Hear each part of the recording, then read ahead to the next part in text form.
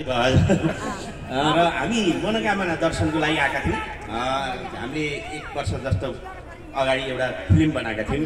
यसको निर्देशन चाहिँ हाम्रो बसन्त निरौलाज्यूले गर्नुभयो। उहाँ मेरो एकदम प्रिय साथी पनि पहिलेदेखि सँगै हामी। उहाँले अरू धेरैवटा फिल्म बनाउनु भएपछि यो एउटा जैसा भन्ने फिल्म बनाएर मलाई जैसा बनाउनु भयो। ठुलो खतरा बोल्नुभयो। अनि हाम्रो राजकुमार पण्डितजी उहाँले लगानी गर्नुभयो जैसामाथि। अनि सुशील पौडेलजी हाम्रो उहाँले पनि प्रसाद 1 र प्रसाद 2 भन्ने चलचित्र लेख्नु पनि भएको छ र अहिले कान्तिपुर मिडियामा हुनुहुन्छ, पत्रकार हुनुहुन्छ। अनि हामी साथीभाइ 4 जना लजाउँ फिल्म राम्रै भयो, सफल भयो। जे काम गर्दाखेरि पनि भगवान्लाई सम्झिनुपर्छ भनेर मनोकामना जाउँ भनेर हामीले एउटा भाकल जस्तै पनि यो फिल्म चलेपछि जानुपर्छ भन्ने थियो र हामी यो संयोजक मिलाएर हिजो आएका थियौँ। हिजो बेलुका कुरिनटारतिर बस्यौँ। अनि त्यसपछि माथि मनोकामना गएपछि बसन्तजीले होइन त्यहाँ यस्तो सत्ता प्रोग्राम छ त्यता जाउँ भन्नुभयो। ल भनेर आएको यहाँ कृष्ण भगवान्ले यता ल्याउनु भयो। यहाँहरू सबैजनालाई हार्दिक नमन गर्न चाहन्छु। विशेष गरी यहाँ मामाहरू, मेरो चाहिँ फेरि मामा छैनन्, मामा भनेका पुलिसहरू मात्र हो मेरो चाहिँ। म जब मामा भनेपछि मलाई एकदम प्रिय लाग्छ। अब साथीको मामा भएपछि मेरो पनि मामा घर र यो शुभ कार्य गर्नुभएको पराजुली परिवार आमाहरू जति हुनुहुन्छ यहाँ मैले आमालाई लेखिरहेको छु, भाउजू सबैजनालाई हार्दिक नमस्कार नमन।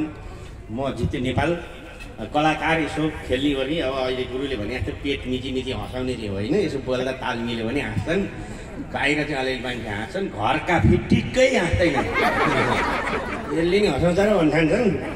अनि मेरो आमा पनि झन्डै 90 वर्ष पुग्न लाग्नु, 89 वर्ष हुनुहुन्छ, अलिअलि बिरामी पनि हुनुहुन्छ। अनि आमाले त्यति हाँस्दैन, तेरा कुरा मलाई हाँस्दैन हेर्न गएर भन्छ मैले तपाईँलाई चाहिँ हँसाउनु कहिले त भने गाई हाँसेन हाँसानु भन्नुहुन्छ। मलाई पत्रकारहरूले सोध्छन् घरमा कतिको हँसाउनुहुन्छ जितेजी भन्छन्, घरमा हँसा पैसा आउँदैन कहाँबाट हँसाउनु। यो घरमा कसैको पनि हजुर बिवाई हो, पण्डितज्यू पनि बिवाई।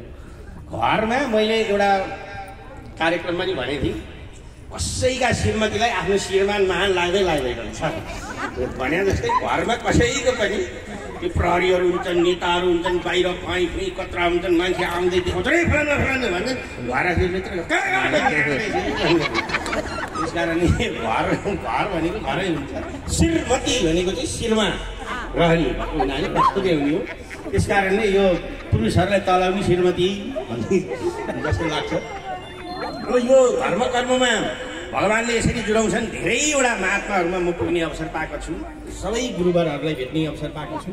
मैले नारायण प्रसाद पोखरेलज्यूलाई चाहिँ प्रत्यक्ष यसरी यस्तैमा उहाँको माथि गइने भजन चाहिँ सुन्ने अवसर पाएँ।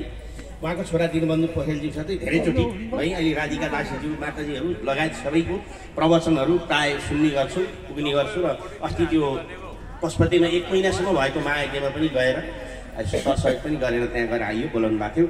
हामी पनि एकदम अहिले गुरुले भने जस्तै धर्मले जोडेको छ संसारलाई। आज यो ठाउँमा यत्रो पवित्र 7 दिनसम्म यसरी भगवान्को नाम जपेर यसरी भजन सुनेर सबैजना यहाँ आउनु भएको छ। यो पवित्र कार्य जुन गर्नुभएको छ हजुरलाई धेरै धेरै बधाई र शुभकामना। भगवान् श्रीकृष्णले सम्पूर्ण भगवान्ले रक्षा गरून्, रोग व्याध नलाग्यो। सबैभन्दा ठुलो शत्रु चाहिँ रोग रहेछ है हजुर। यो अरू मान्छेले फलानाले यस्तो गर्यो, यो यस्तो यसले गर्यो भने कसैले केही गरेर हुँदैन।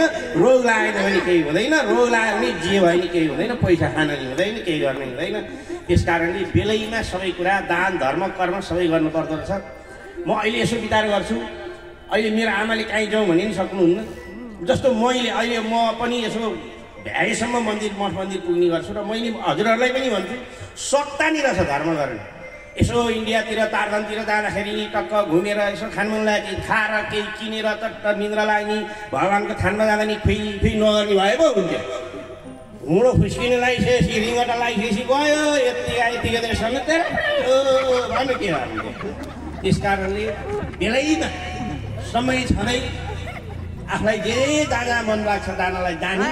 यी यता 4 कट्ठा उता 5 कट्ठा यता भन भनेर चिन्ता लिनु हो नि यतिकै हुन्छ, केही पनि